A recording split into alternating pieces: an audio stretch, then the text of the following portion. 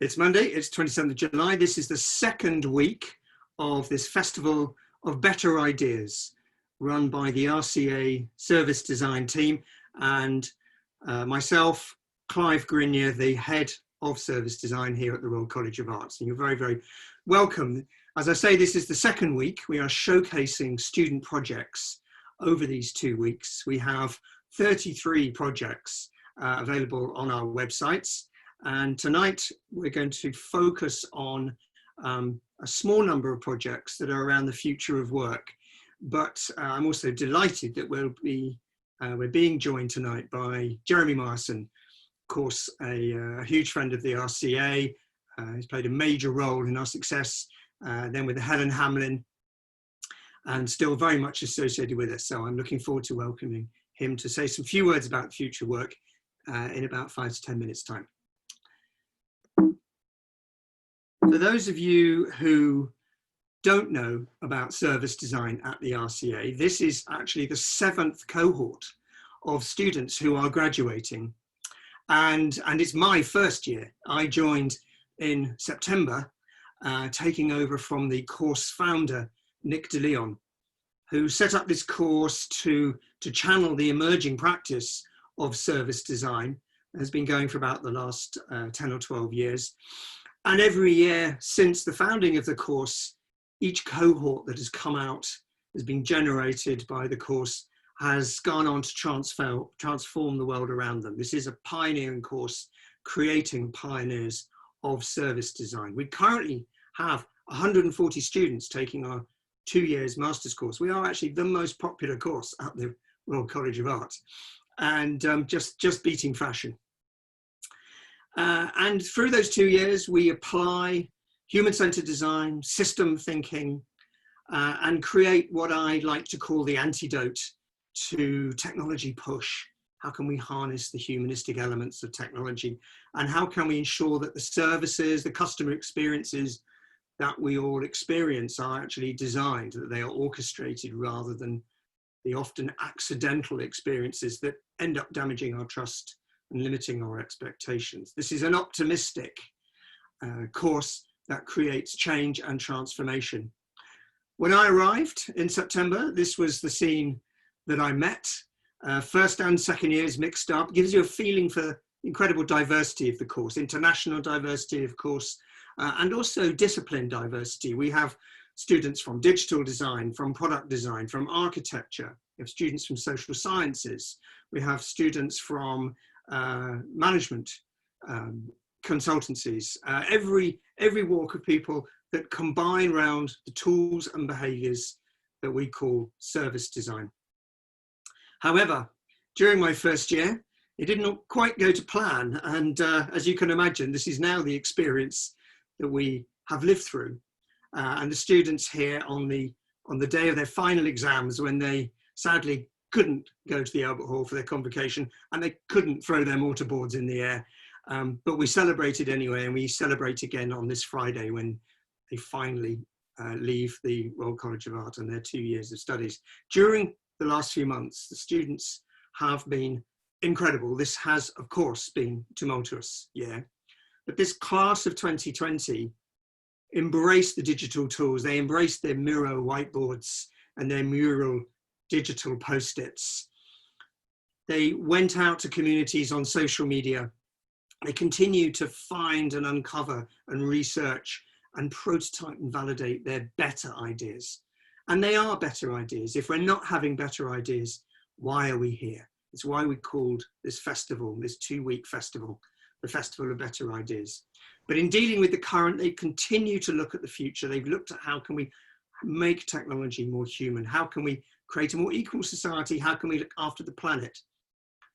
This has been an incredibly special year, and these are incredibly special students ready to make their impact on the world. And of course, we've had to celebrate their amazing achievements online with our first purely digital show. So the RCA 2020 website, you can find the work of 850 graduating students across fine arts to fashion, to product design, and of course, to service design, which you find by going to the menu, going to the School of Design, and in the School of Design you will find service design. And there you will see the work of each individual student. Now, in service design, we differ somewhat from the rest of the college in that we often work in pairs or even larger teams. So you might see a project 2 or 3 times, depending on the team. But you can find all the work there. And we also have our own website, which has the URL of rcaservicedesign.com. That's exactly what it says on the tin. And there you can find the students' work linked, collected as projects.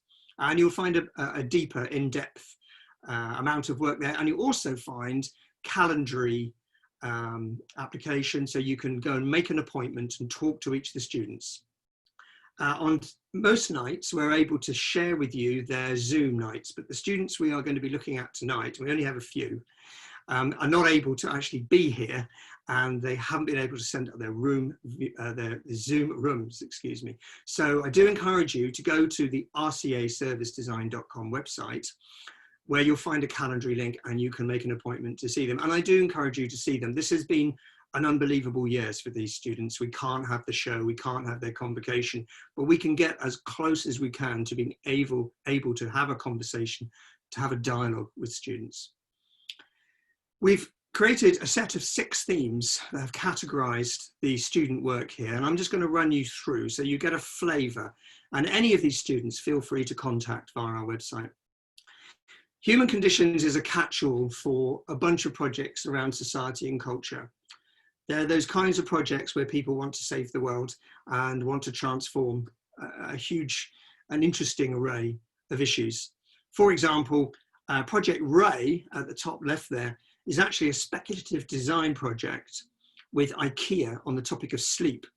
And by taking a speculative design approach, they've shown you can extend the domain of sleep beyond the bedroom.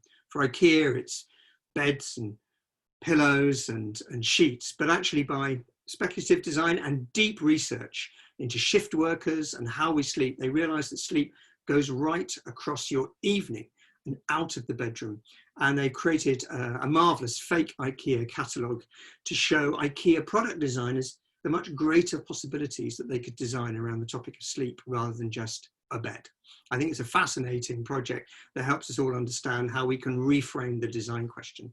Other great projects here, Across Silos was featured on Friday at a great seminar with Barking and Dagenham, with their data analysts and behavioural science experts and service design, looking at how we can connect up the different aspects of that particular council to make sure people don't fall through the traps, make sure the system is there for them and the systems are working together, highly practical.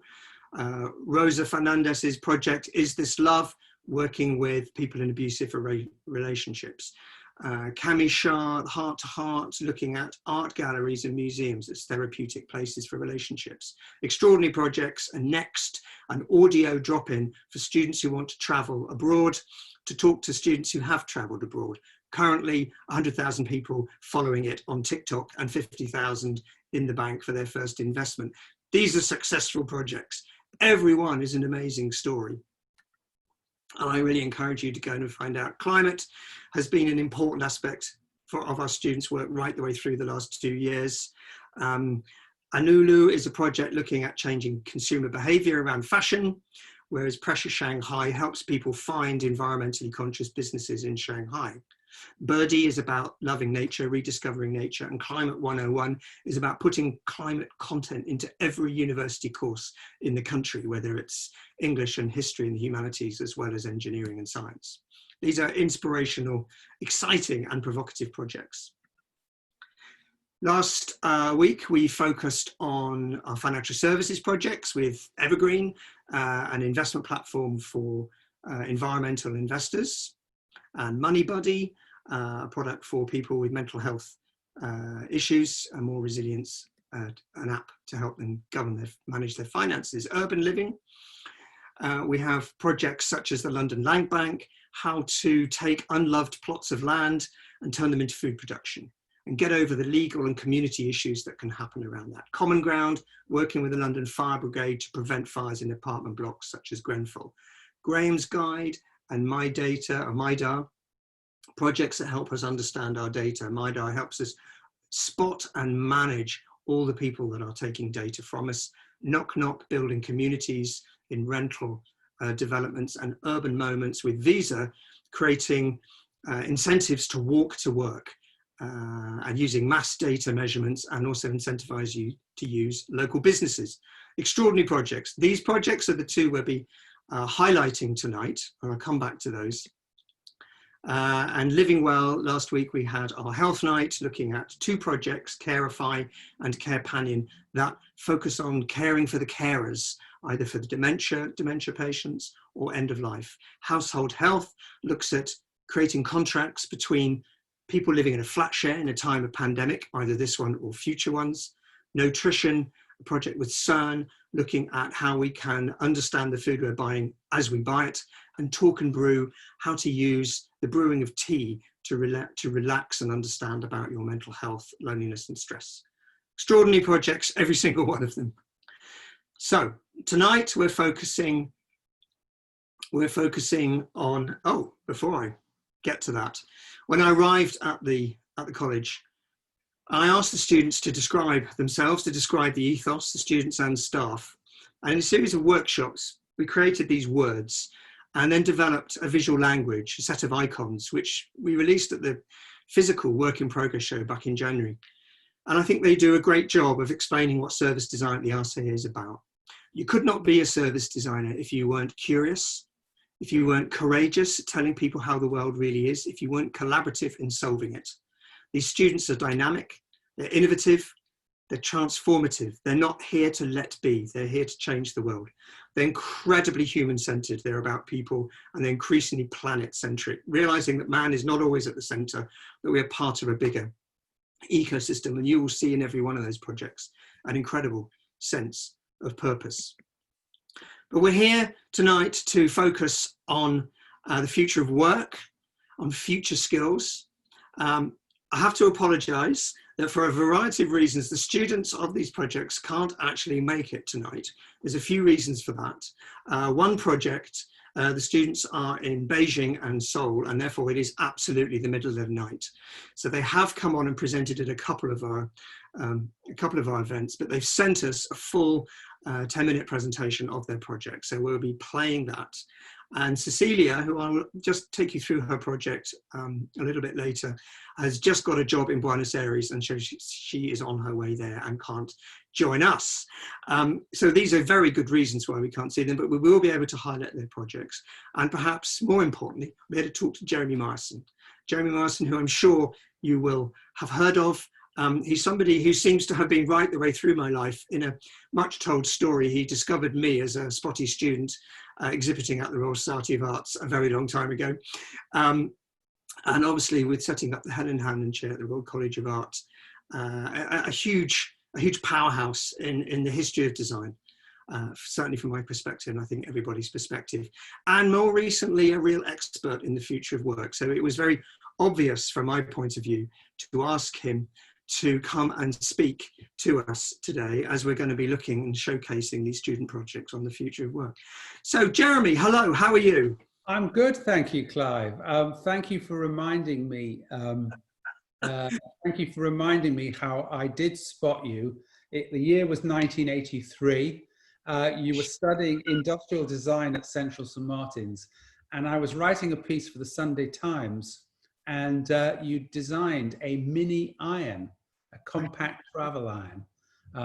So our history, our joint history, goes back a long time, because I'm a former journalist turned academic. I was co-founder of the Helen Hamlyn Centre for Design in the late 1990s, and I'm now director of something called WORKTECH Academy. So the future of work is extremely important to me and of great interest. And I looked at the projects that you're doing around future skills and future of work in service design. So it's a great opportunity for me to come and talk this evening to the service design community. I know it's not evening. I know lots of people have logged in around the world. It may be morning, it may be the middle of the night. It's early evening for me. I know, Clive, that you talked about the course being optimistic and all about change and transformation. And I think when it comes to the future of work, we're on the cusp of huge change and transformation. If you think about it, the last few months, since the 18th of March to be precise, in this country, but in other countries before then, lockdown has created this complete involuntary experiment where we have taken the physical workplace off the map and said to organizations and the governing economic model, now try and make that work. And it's by a process of removal that people come up with new solutions. It's been extreme. I've never known an experiment like it. But what we're on the cusp of is a completely new agenda and set of scenarios in which service design is going to play a very important part, because service design models will be needed to bridge this new world of work. And I just want to make a few introductory comments, and I'm going to do them under 4 headings. I'm going to talk about design, I'm going to talk about technology, I'm going to talk about place, particularly cities, and how they're affected by the changing patterns of work. And I'm going to end with people and culture, which is, I think, where the student projects rub up against these concerns. So if we start with workplace design, what have workplace designers talked about for the last 20 years? They've talked about collaboration and interaction and serendipitous encounters and the bump factor and pushing in people together into high density open plan space, because that stimulates innovation, because people have chats at coffee and at the water cooler. And this whole line of travel has been stopped dead in its tracks by coronavirus. We can't have open plan space with hundreds of people all sitting together, sharing the same open kitchen, crowding into lifts, crowding onto, internal atria and town hall steps. We're going to have to, when people return, and they're returning very reluctantly, the design of offices is going to start looking very, very different. And if anyone has been to look at a workplace that's being prepared for the great reopening, these offices look like crime scenes. They're covered in gaffer tape and one-way systems and printed arrows and plexiglass screens. And you realize that, if you can smell rubber, it's the sound of the workplace design juggernaut going into a screeching U-turn. So what's the new design motifs of the post-COVID workplace? Well, a lot of people are saying that we cannot have the same densities, and we need to come up with a whole range of new solutions that make sense for people and give them confidence to come back into the workplace.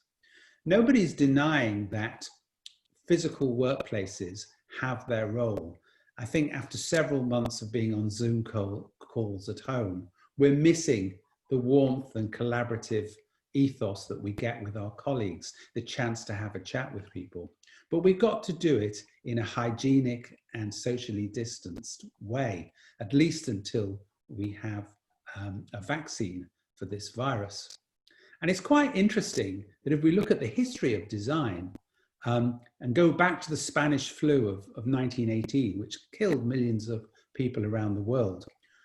As a direct result of the Spanish flu, in the Bauhaus in the early 1920s, they developed a modernist design philosophy that was all about hard surfaces, cleanliness, transparency, openness, pushing away the old plague-ridden, the drapes, the upholstery of old design and old furniture, the gentleman's club, all of that kind of thing. And in came the modern office.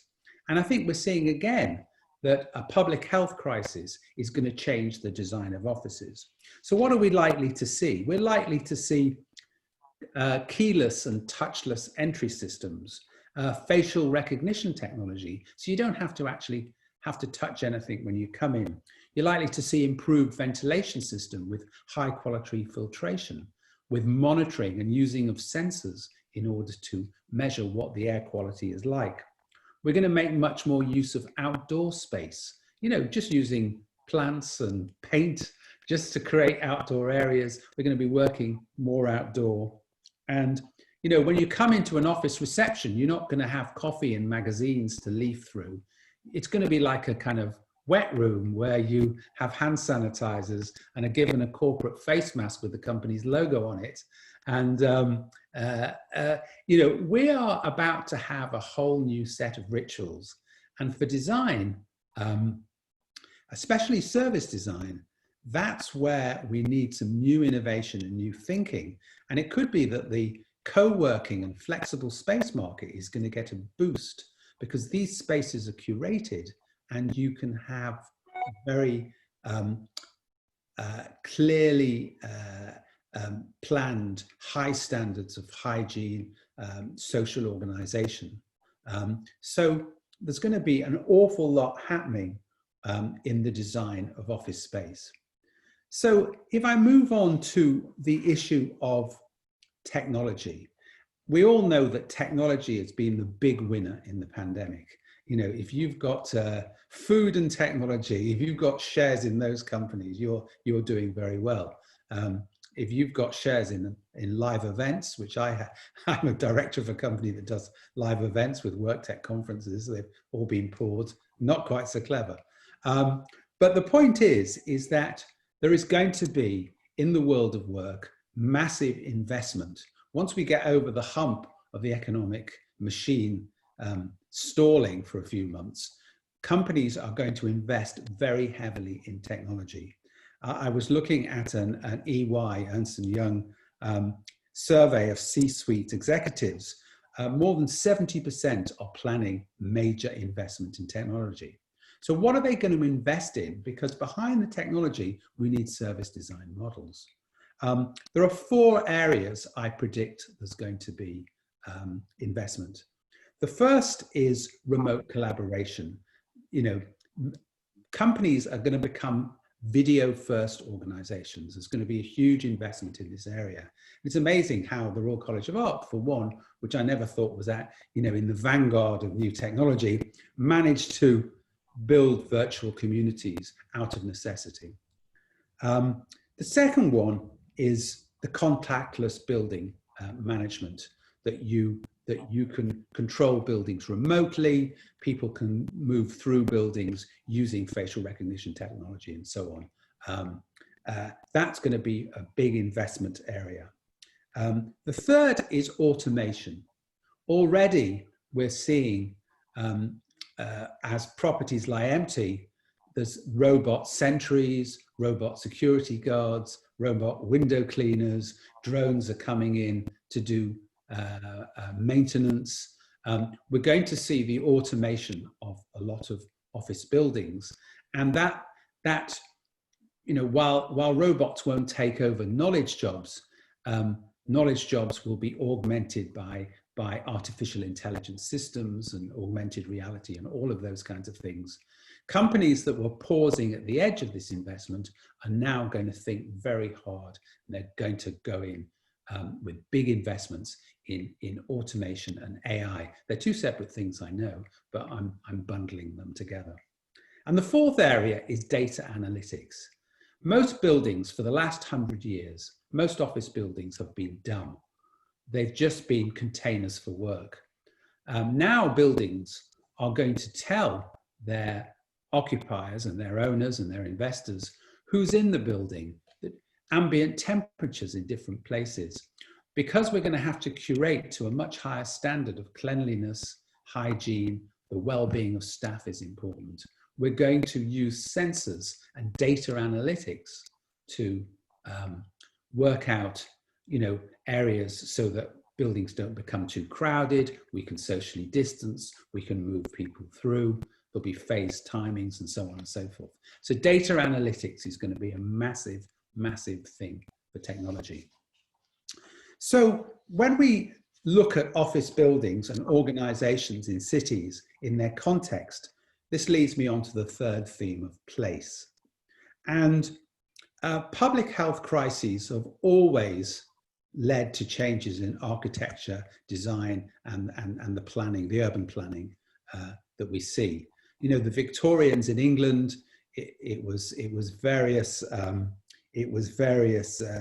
yellow fever and cholera. You know, we introduced plumbing and we cleared slums. Central Park in New York was planned in direct response to a public health crisis. Alvar Aalto's famous sanatorium in Finland, part of the modernist movement, that was all about tuberculosis. Public health and architecture and the planning of cities have been twinned for a very long time. So what are we going to see? Well, we're already seeing in cities around the world more bicycle lanes, wider pedestrian areas, more walking, the greening of the space, pocket parks. People say, you know, they've enjoyed, you know, despite the crisis, they've enjoyed not having so many planes in the sky, not having so many cars on the roads. So we're going to see environmental controls in cities coming in. We're going to try and make cities more compact so that people aren't doing, like they do in London and New York, crazy 1-2 hour commutes. Work will get relocated into suburban areas and outlying areas with more satellite offices and local offices, so that cities become more compact and people aren't wasting time and resources and fossil fuels moving between places. And we're going to see different rituals and protocols. Cities were always, the rationale for cities was also always about the confluence of resources and people and networks and that level of intensity. And mass urbanization has been the story of the last 50 years in all continents. We're going to not see cities withdraw, but we're going to be cities planned in a different way. And within that, the central business district, where you have these areas where you have conglomerations, you know, like Canary Wharf, where you have endless tower blocks, we're going to see a move away from the central business district to mixed use developments, smart precincts, which are going to combine physically located work with remote work. So cities themselves and the business ecosystems around those cities, they're going to change as well. So on to the final theme, and in many ways, this is the segue into the student projects.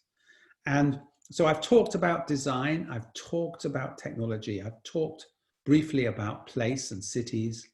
I think one of the big changes from the pandemic is around people and culture.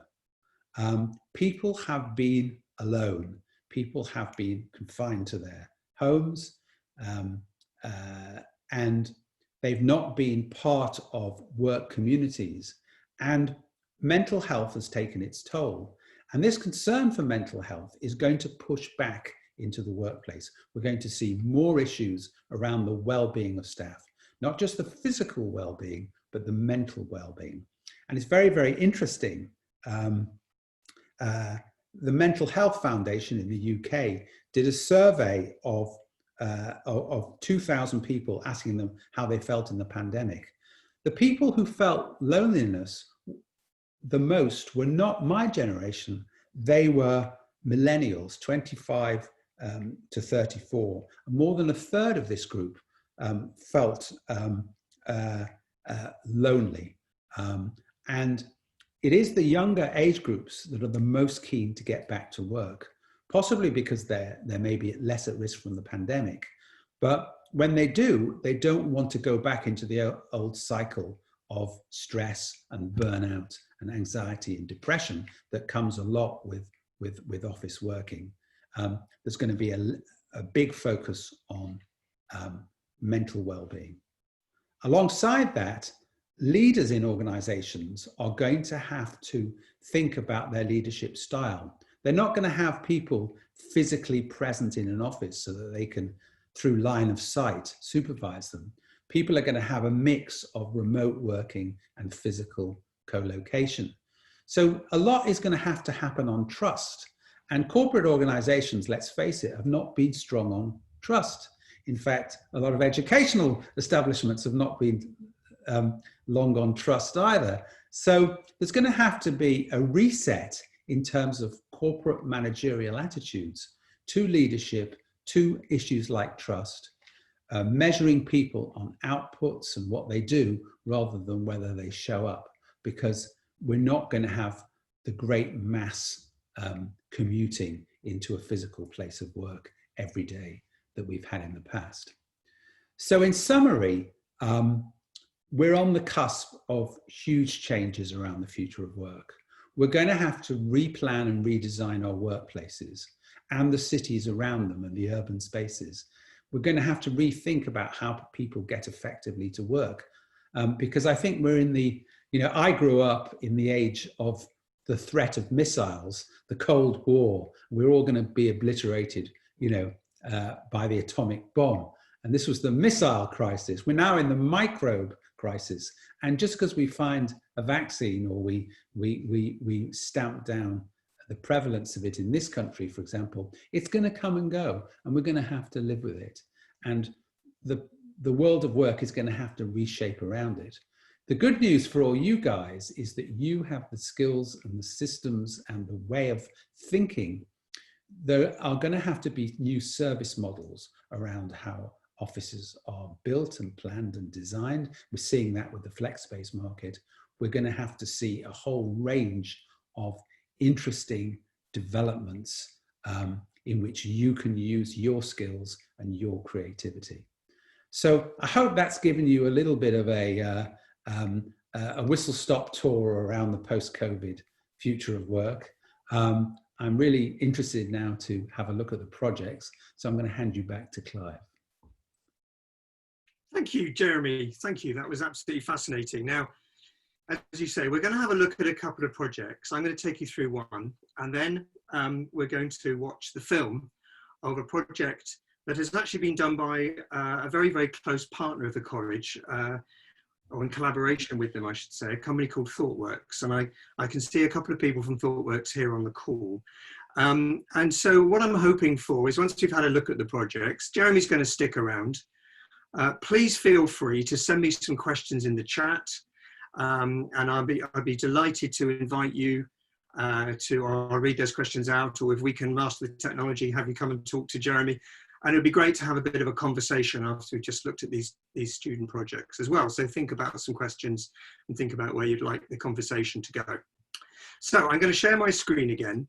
And as I mentioned, and I'm sorry that things have gone against me today and we've lost all our students, but that doesn't mean we've lost the project. I just wanted to introduce you to this project by Cecilia. You can find it on the RCA 2020 website. You can also find it on the rcaservicedesign.com. But Cecilia's concept was to create a method of sustaining art organizations, which her data showed had been cut over the last decade more than 20%. So she created a service, an initiative that helps the corporate sector build more inclusion and empathy by working with arts organizations. And her thesis is that the experience of working with arts organizations brings in empathy, brings in diversity, and brings it in a way that large numbers of employees inside companies can benefit and can understand matters of culture, matters of diversity. So she's developed essentially a service that brings all these aspects together and sells this as a competitive market product. And she's been so successful in doing this that, as I mentioned at the beginning, she is on her way to Argentina to set this up in Buenos Aires, where she's actually from. And in this time of COVID, understanding how we can repurpose our arts organizations is, of course, absolutely vital. She has 5 areas that she's built into her solution, one of which is territory. You take your acting troupe, you take your arts organization inside the corporation.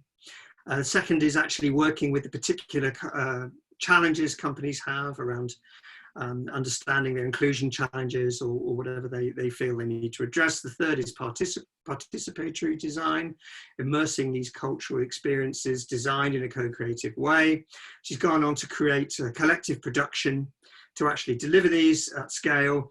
And finally, that sort of visual monitoring and metric measuring. She's had some fantastic feedback, and as I say, this is now up and running and reality, of which I'm very glad to say an enormous number of projects from this course, we can now boast that in a very short amount of time as they've come through. And I've been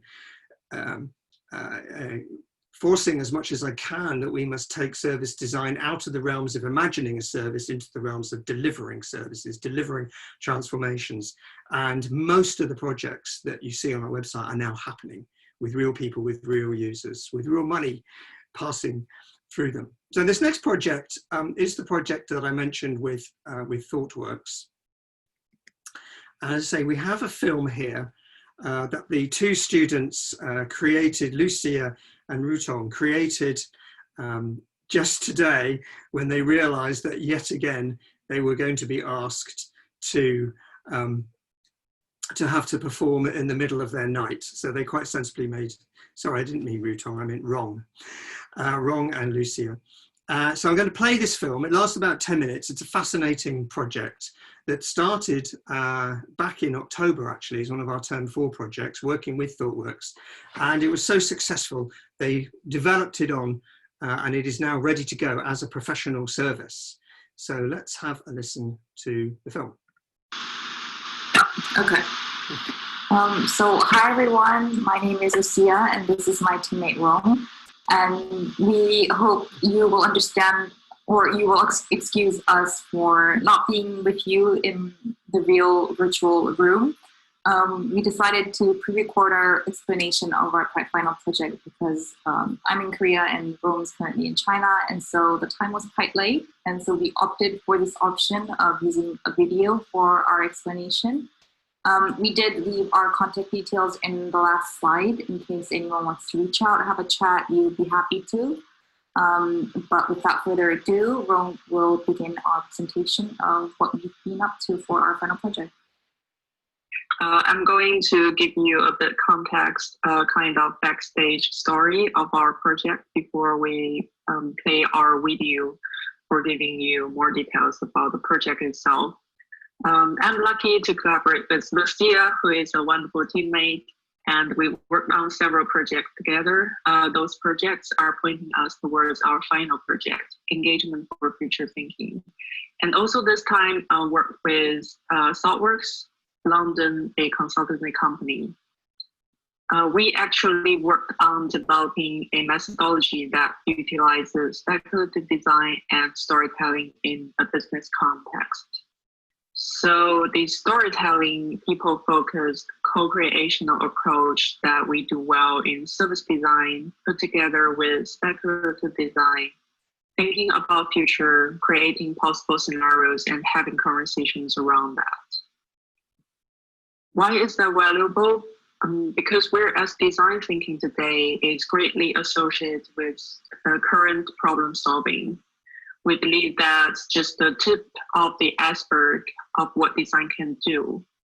By taking a speculative design approach, especially in a business context, we are trying to build a bridge, not just from now to the future, but backwards from the future to now, so that we can meet in the middle. And that's what our methodology does. It helps people in an organization frame their own stories about the company using a metaphor as a forest, understand the current situation, but also having conversations about the future challenges and potentials to spot opportunities for new strategy or new service design ideas.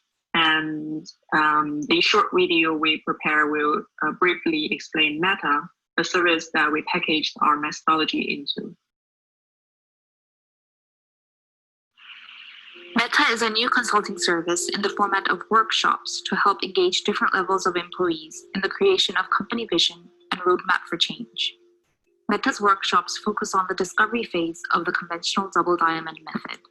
It emphasizes enabling employees to participate in extremely divergent conversations to come up with new and creative ideas by thinking of the present and future using a metaphorical story of the company.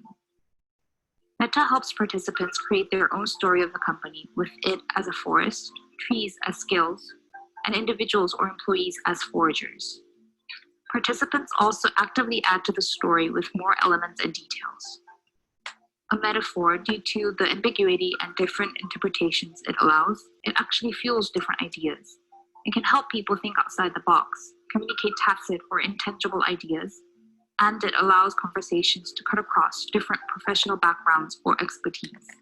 An increasing number of companies are facing the problems of the top-down approach in organizational changes, like lack of participation or engagement from employees, or half-hearted, short-lived changes. Meta, on the other hand, engages various individuals in the organization, asking them for their input and their stories and taking a bottom-up approach. It uses stories and metaphors to communicate and deliver the message. Because humans are story-driven, it can help create change that resonates with people, leading to a long-lasting change. Meta was developed and tested with a consultancy company based in London, and here's what they had to say about the experience they had with Meta. So it was a very robust metaphor, but it felt appropriate, kind of rich enough and free and open enough that we could do things with it. I mean, also the metaphor of a forest, it's spread across time and it's got, you know, it's four-dimensional. It just felt like a one conversation that got progressively richer and deeper the more we went through it. In 4 years of work, I've never had a conversation like that. Have more of an appreciation for the challenges faced by people who are tasked with trying to help the business navigate. That we were taking ideas from each other and like putting it into our future.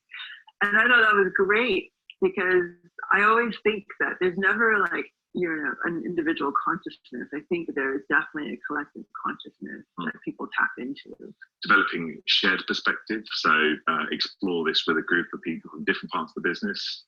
It really helps broaden your understanding of where you are in the organization.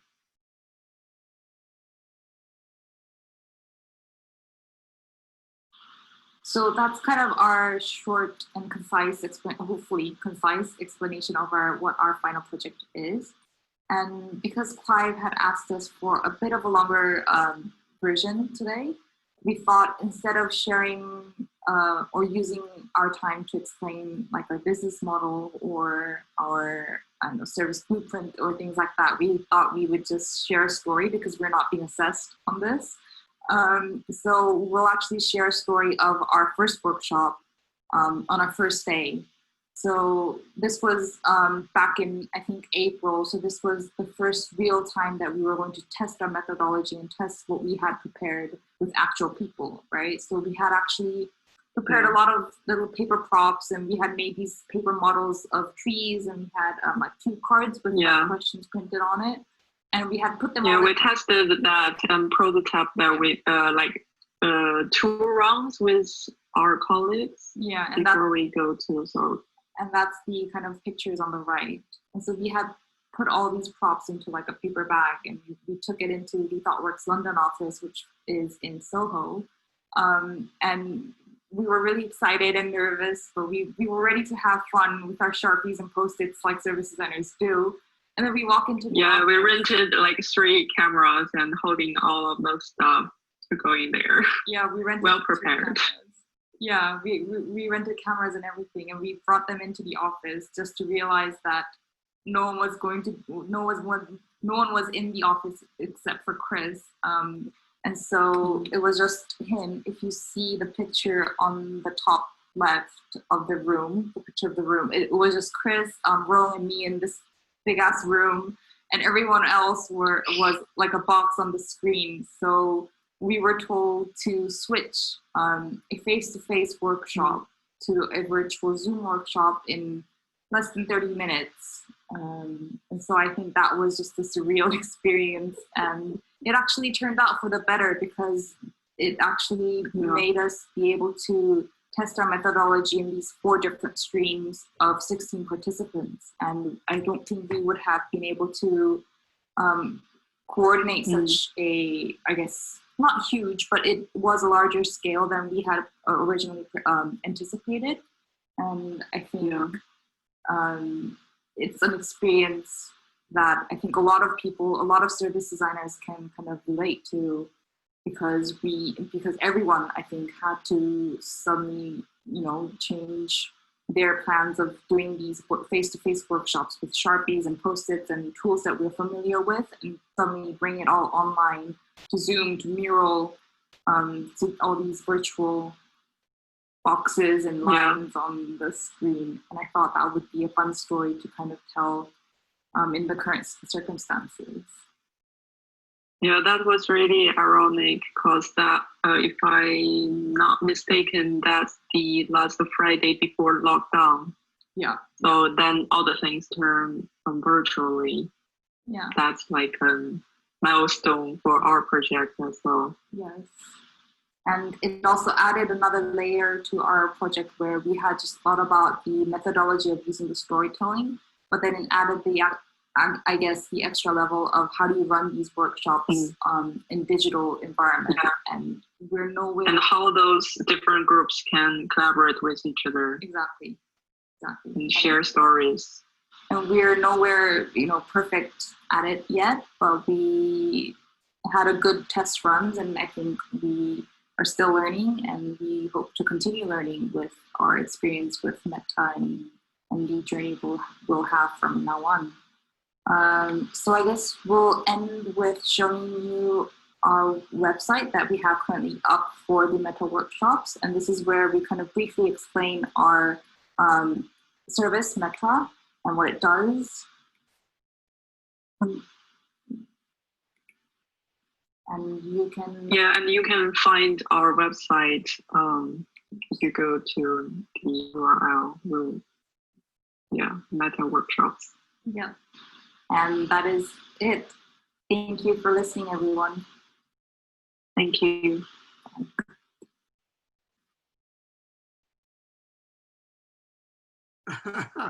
Fantastic. Did she really say big ass workshop meeting room? And thank you, Chris Moore, who's there up in the corner, for all your help to those two actually rather fabulous students. And I think a really, really amazing project. So hopefully that's given you a little bit of an insight into how we do things here, how things have worked out. We called this, although this is very much about work, we felt that in fact the 3 projects, there was another project as well in this area, seemed to be much more about the skills and how we develop skills and how we develop how we work. But I hope you agree, it reflects to Jeremy's comments about this changing way of work, and those stories, especially about the epiphany of an empty meeting room and the way they had to pivot to Zoom. It's a story actually that every single student project has got to tell. But I hope that gave you an insight into how we have kept going and how resilient we've been. So now we have an open floor. We have Jeremy, who gave us a captivating set of thoughts about the future post-COVID. We've got Chris and others from ThoughtWorks. I'd be delighted if anybody had any questions at all, and if not, I've got some. So Jeremy, thanks for hanging on there. Yeah. Sorry, yeah, go ahead. Yeah, I just thought I'd just comment Yeah, please, yes. on the 2 projects that I saw. Both really interesting, but they both strike a chord. In the workplace community, there is a tracking study that's been going since the year 2000. It's run by Gallup, and it's an engagement survey.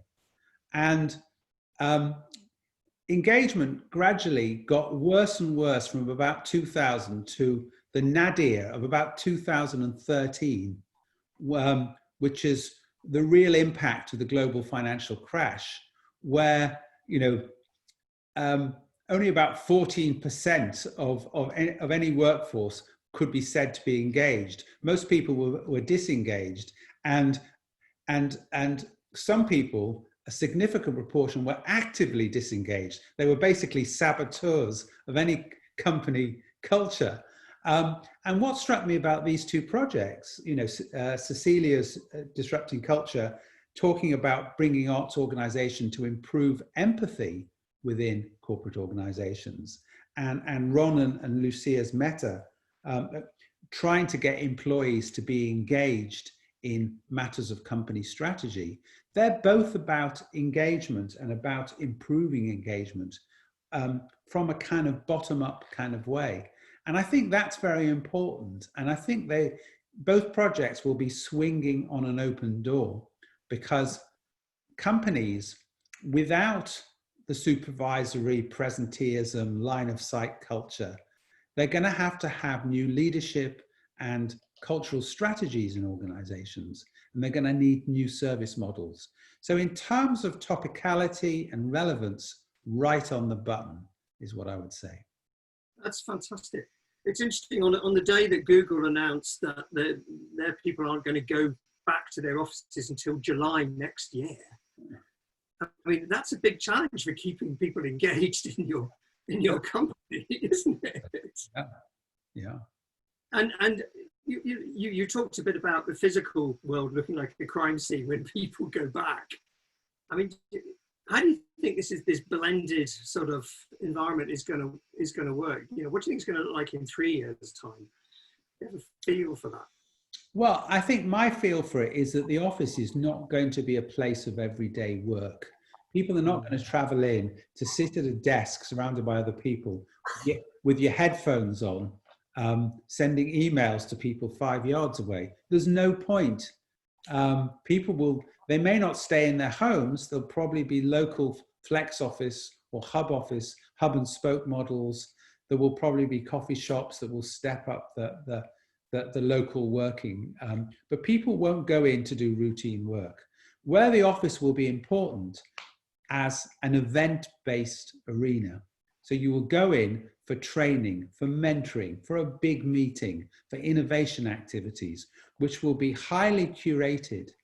And so the organizational life of the office will be a series of workshops and curated get-togethers and interactions. And you can see quite clearly the meta service fitting very well into that. There's going to be a whole ecosystem of service providers providing the content for what happens in offices. And it'll all be quite deliberate and around office culture building. You know, people will not be going in 2-3 years' time. That's what I predict. And that's the feeling around the WORKTECH Academy network that I lead.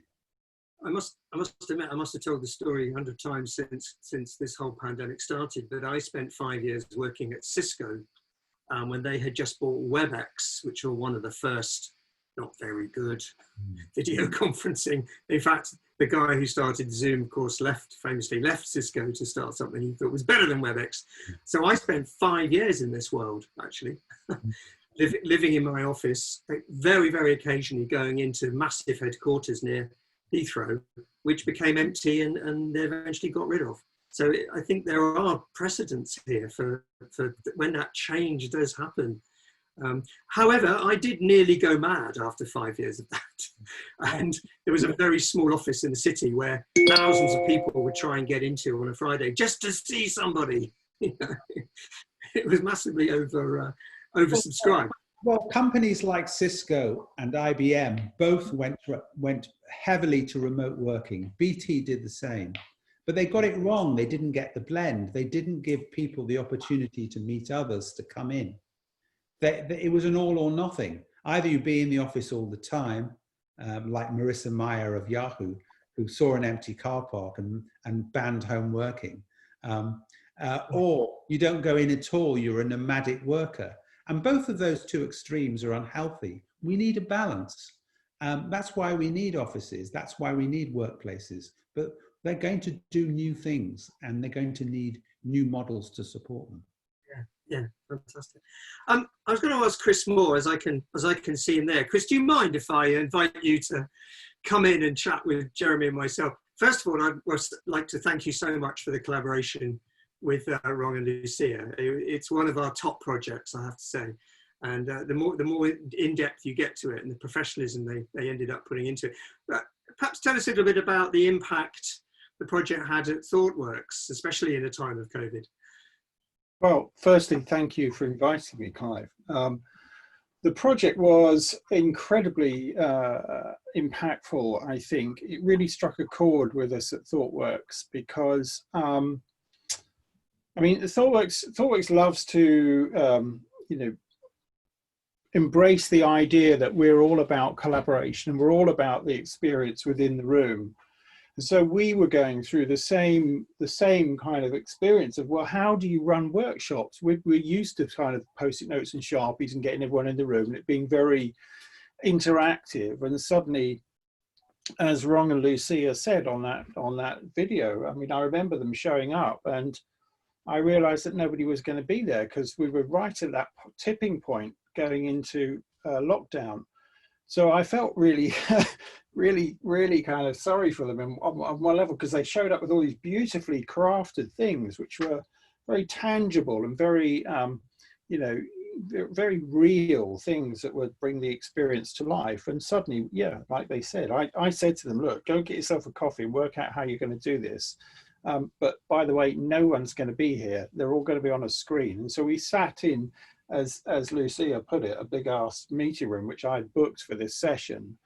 But we did the whole thing digitally. And actually, I think it was an amazing opportunity because as we talked about it, as the project unfolded, it created a whole new range of possibilities, which, as Jeremy has very colourfully talked about, I think this is going to be right at the heart of how we think about working in the future, and striking this balance between the physical and the virtual. And the fact that they had that experience, were able to explore it in that way and then design the service as though it's a remote service. And actually, they're right at a brilliant starting point for that. But yeah, I mean, everybody in ThoughtWorks that was involved in it found it an immensely rewarding experience, I would say. And we hope that we're going to continue to have some conversations with Ron and Lucia as well. I don't see this as the end of that relationship. I sincerely hope not, anyway. That's fantastic. That's absolutely fantastic. Thanks for that. It also was fascinating to see the Zoom backdrops of all your colleagues. That was extremely interesting. Yeah, one of the more interesting ones I've seen so far. I've actually had a question come in to me privately from Richard, who's another very good friend. He's raised the issue of climate and how our attitudes to climate change and changing our way of working, which has suddenly, been so switched so rapidly, and some other things as well. But I thought climate was a good one to start on. Either of you, Jeremy or Chris, how do you think this might affect your environmental footprint in terms of what businesses do or what you might do at ThoughtWorks? Well, I would say that ThoughtWorks have, for a while now, we've been exploring how might we become more location independent or location neutral. And I think Jeremy's point about IBM is one well worth noting, that we don't want to sort of go the whole way, to just everybody sitting at home, but we do believe that we should be exploring ways of delivering services to clients without having to be face-to-face all the time in the office. And actually that gives us more flexibility, because then we can assemble teams from the skills and experiences that we have of people that are in completely different countries. We don't have to just rely on the people that are physically in the same country to offer services and solutions to our clients. So I think, it's one of these things where actually the constraint could have a really positive outcome for us all by not having to travel so much if the technology can support us. I mean, the big caveat is making sure we've got a balanced human experience in there as well. Yeah. Nice. Jeremy, do you have any thoughts on that one? Yeah, I mean, if you ever drive through a city late at night and you see these office buildings completely lit up like a Christmas tree, with every floor with the lights on and the energy that must be burned, you know, it's shocking. And, you know, what the post-COVID workplace might add up to is, you know, less commuter miles, you know, people not going to the office every day, less business travel, you know, mea culpa, you know, guilty as charged. I mean, before lockdown, my travel schedule, it was horrendous, you know, and people, you know, academics and researchers jumping on planes, running around the world. You know, we're not going to be able to do that. You know, business travel is going to be much more expensive. And, you know, the advent of smart buildings is going to mean that we're going to be able to switch off facilities, move people around, shut things down, because we'll have a much more intelligent picture of how resources are being used in office spaces. So, you know, so all of these trends are going to add up to, you know, less burning of fossil fuels, lower energy use, cleverer uses of resources. Because behind the public health crisis, there's the even bigger crisis of climate change, and that's not gone away. And one of the sad things of the pandemic, you know, and I note that you've got some projects around packaging and all of that kind of thing. We've had more single-use packaging and throwaway packaging because of health risks, you know, and less sharing of things and reuse of things. So in some parts of, you know, the design agenda, the sustainability thing has moved backwards rather than going forwards. So in the future of work, I think less energy and more respect for climate. I like that. Now, you mentioned the kind of data analytics and smarter use of office space, but it's only fairly recently that the putting of workplace sensors underneath desks started to cause all sorts of backlash in people saying, you're watching me work, you're timing me going to the loo and all that stuff. Do you think, I mean, it's been the same with lots of data issues. Do you think we might sort of push through that, or is that still going to be a problem? I mean, I didn't cover that, and maybe I should have done. But one of the big shifts with the pandemic is attitude towards data. So there was a massive pushback. You may have read in the papers that they tried to put sensors under the chairs of Daily Telegraph journalists, and there was a palace revolt, and they all went mad and stormed the office of the manager and kind of, you know, smashed their chairs. I mean, it was a real, you know, and this is replicated around the world. People do not want to be surveyed with sensors and so on and so forth. But what's happening in the pandemic, to keep us safe as a group, we need data on transmission rates, who's got COVID, who hasn't, who's been tested, track and trace and all of that. So public attitudes are changing very rapidly to the use of big data and data analytics. And I think that, you know, in the workplace, I can guarantee that the kind of use of sensors that will go in to track humidity and air quality and occupancy loads in buildings, they will then be tracking performance patterns, and people will be less worried about it. We'll just get used to it. I'm not saying it's a good idea. I have big issues around, I'm of that generation that have very big issues around data privacy and so on and so forth. But we're already giving our data away every time we go on Google and Facebook and Instagram, and you know. And I think that the physical use of sensors in workplaces is going to grow, and the pandemic has pushed open the door. Yeah, I think that's true.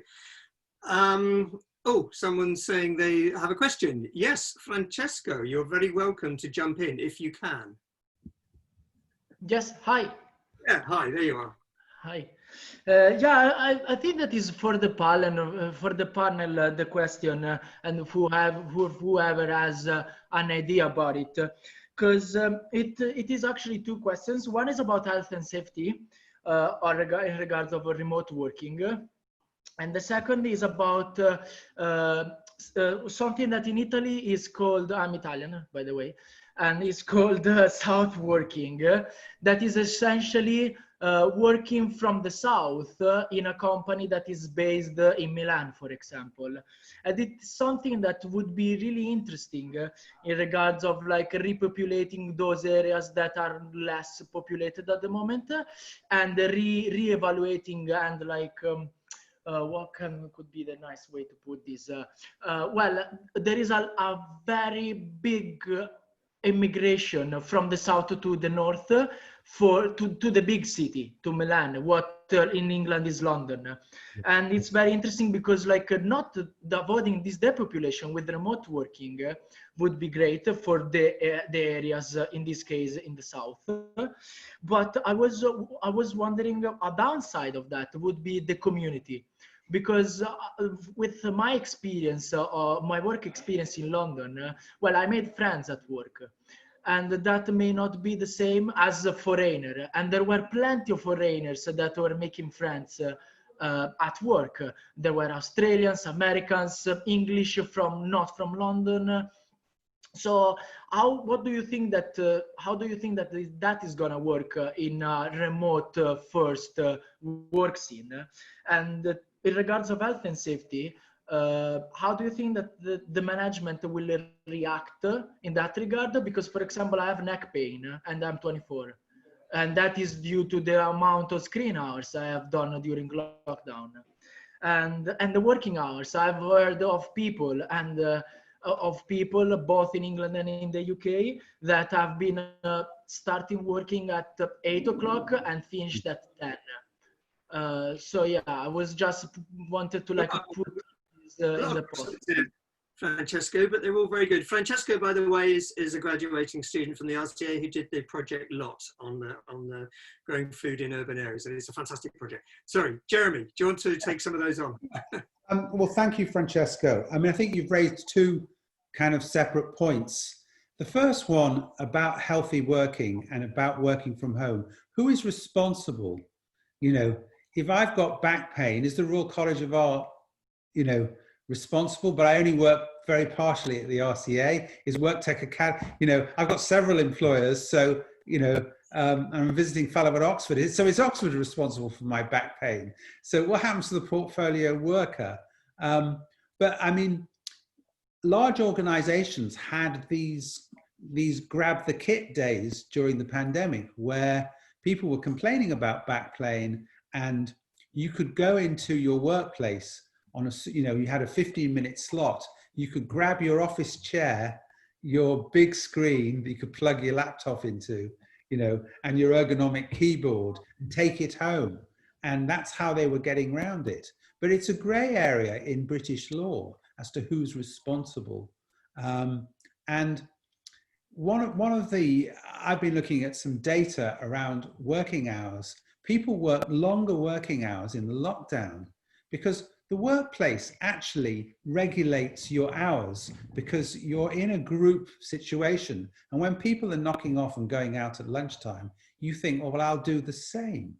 You know, it's different in different organizations, but people take breaks, they have a chat, you know, they tell you about their football team or where they went the night before.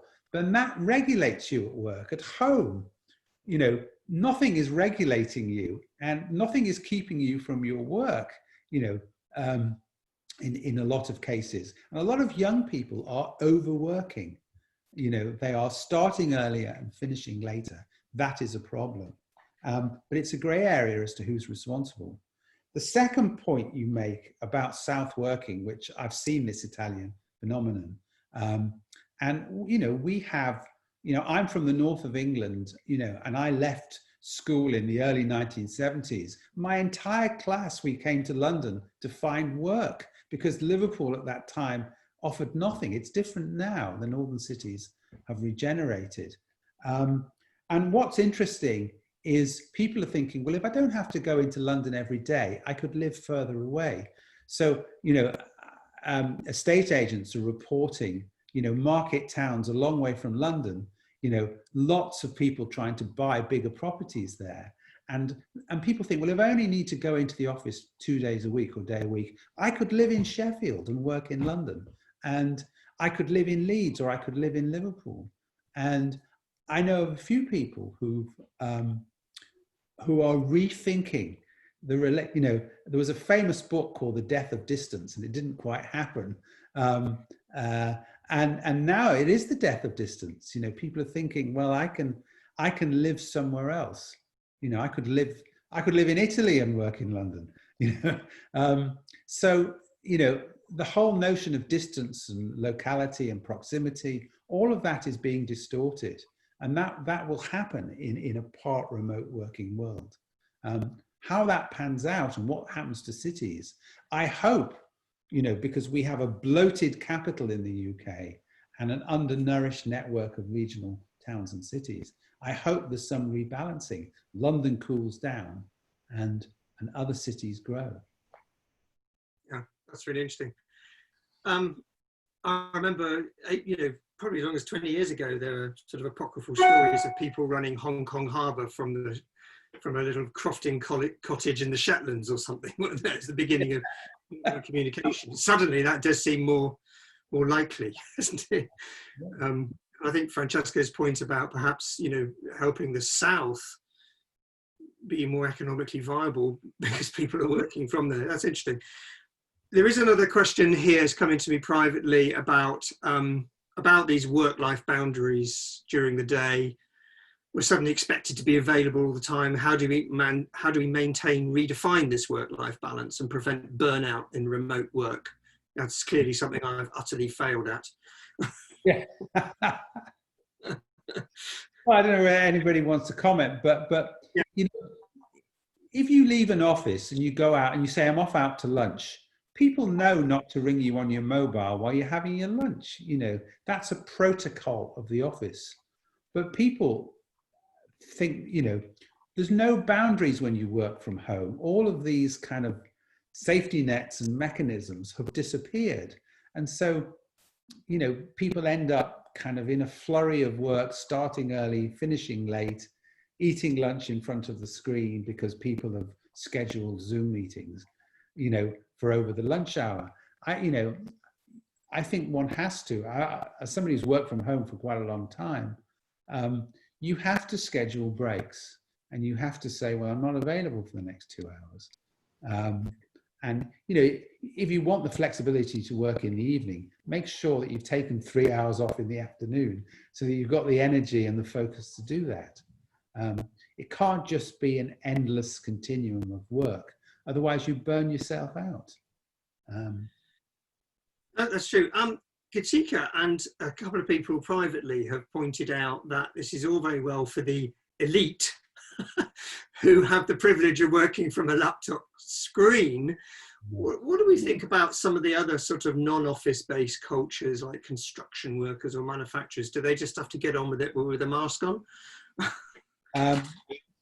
That's very true. I mean, what the pandemic has shown is the inequality of work. If we go back to the 1950s, work was, the era of full employment. Work was evenly distributed. So if you had a manufacturing or a job, there were good wages, especially in the UK and the US and in Germany and places like that. You didn't have to have a second and third job. What's happened now is work has become unevenly distributed. There is inequality in the workplace. And there was a famous report called Good Work by Matthew Taylor of the RSA, the Royal Society of Arts, which I encourage everybody to read. So we've got, comfortable knowledge workers like academics could stay at home during the pandemic nice and safely and speak to everybody on Zoom, but if you were a health worker or working in a care home or, you were a London transport tube driver, you had to go into work. So there are inequalities. What we've got to do with manufacturing is we have got to have design solutions which allow people to work safely. But I think all of us are going to want to return to a physical workplace. We're not going to stay in isolation. I'm looking at pictures of people's faces and you all look very interesting, but I'm not really getting the connection that I would get to you if I was in a room with you. It's inevitable.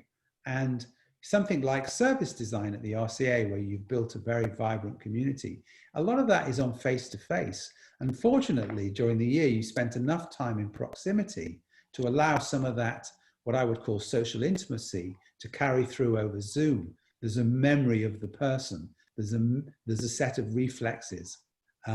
So that's incredibly important. But yes, I mean, I think inequality is going to get worse in the workplace. On the other hand, you might say that the pandemic has revealed who's really important. You know, a pizza delivery driver is a lot more use in a pandemic than a corporate lawyer.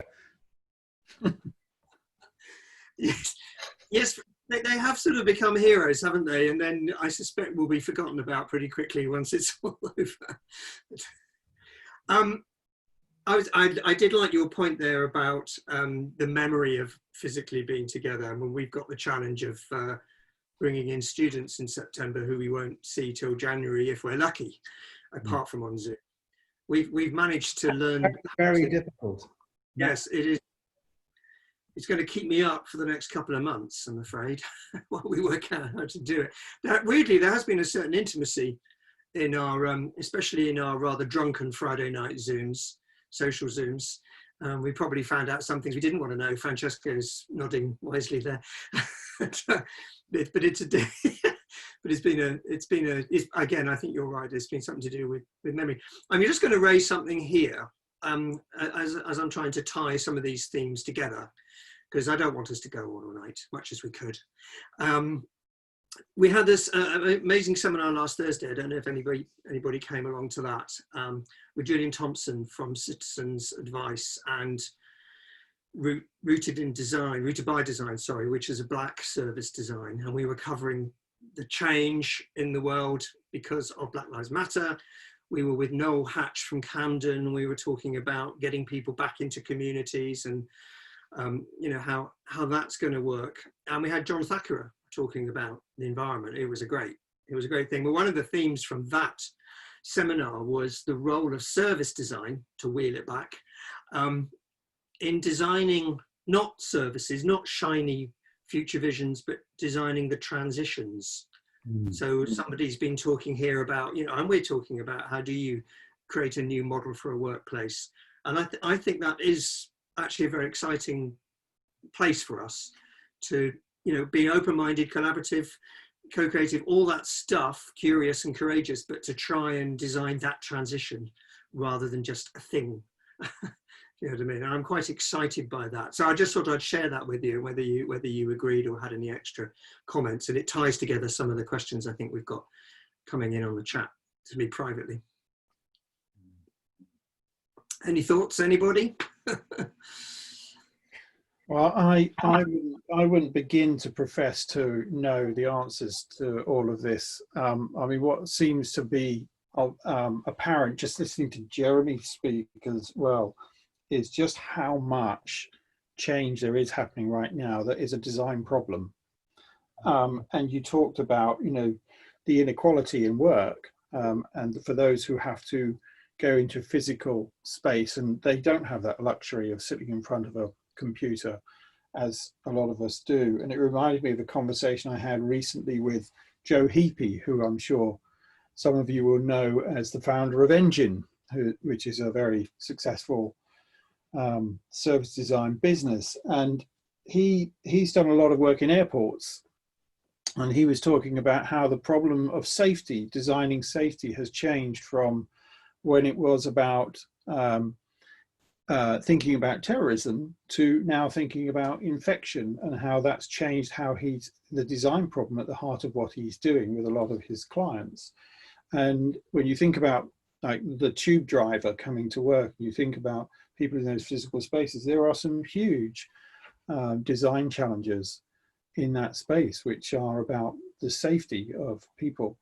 So I think that's quite an interesting area that's going to have to be explored, you know, extensively. Yes. Just on that point, I think you're absolutely right there, Chris.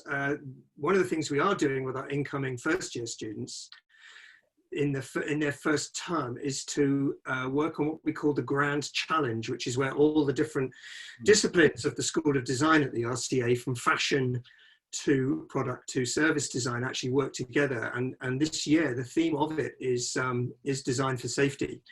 And I must admit, I think it's going to be hugely exciting. We have CERN still involved, but also Logitech. And the themes we've developed around design for safety include the next generation interactions, because, you know, anyone who saw the research on a number of germs on a screen at an airport check-in screen, you don't want to know. You know, you definitely don't want to touch that anymore. Future pandemics, you know. So suddenly we're talking into this world of what has been termed zero UI. It's speech, it's gesture. You know, there's that side of it. There's the side of veracity and authenticity. And so we've got a theme of design for truth. How do we know? You know, we all know who the Johns Hopkins University is now, because they have become the ultimate truth point for data on people who've got it and who have died. And we all know that Trump is a lying bastard, and whatever you think of him, I'm pretty sure we can agree on that. And therefore this design for truth, how can we design and visualize data, for example, that everyone understands the impact of these things? So I think there's some incredibly rich pickings. I'm sorry for any second years on this call, you don't get to play, but we will allow you to have the lectures as well. And I think I think you're right, Chris. I think that whole design, that's a design issue coming out of this pandemic. I'm talking too much, sorry, I meant to be the host. I'm going to wind this up in a minute because we've been going since 5:30. I think it's been absolutely fantastic. Jeremy, I want to say thank you. Did you have any more comments, Jeremy, before we conclude? No, I mean, I think thank you for the opportunity to share with the service design community. Stay optimistic, stay courageous. Your skills and expertise are needed, and hopefully I can get involved next year, maybe on a future of work project, and make the WORKTECH Academy. We have a network of about 400 companies, architects, developers, tech startups and so on, all around the future of work. And maybe we have done projects with service design in the past. We did a fantastic workshop in London with John Thacker, actually, on alternative work communities, people who are off grid and so on and so forth. So I hope to work with you all in the future, and thanks very much. I think that's an absolutely fantastic idea. I'll just give you a very quick reminder of our marvelous service design, as well as RCA 2020. We have rcaservicedesign.com, where you can see all the student works. We carry on with our frankly incredible Festival of Better Ideas. I hadn't quite worked out, in the immortal words of Homer Simpson, I misunderestimated the amount of work, but also the amount of inspiration we've got out of last week and now this week. We have Sophie Thomas tomorrow talking about our 5 projects on climate. We have, who else do we have? We have Human Condition, which is arts and culture, society and culture on Wednesday. We have, I don't think I've got it up here, but on Thursday, I'm going to be interviewing, as the grand finale of this festival, I'll be interviewing Andrea Cooper. You might know her as Andrea Siodmok as well, who's the recently not retired, but she's left the policy lab inside the UK Cabinet Office, which she founded about 6 years ago. I had the great joy of working with her last year. So we're going to be in interview together on Thursday at 6 o'clock to wind down this incredible festival. I think we've just invented the Hay Festival for service design, or as it feels to me, the one show for service design, because we've been doing it at this time for quite a few days now.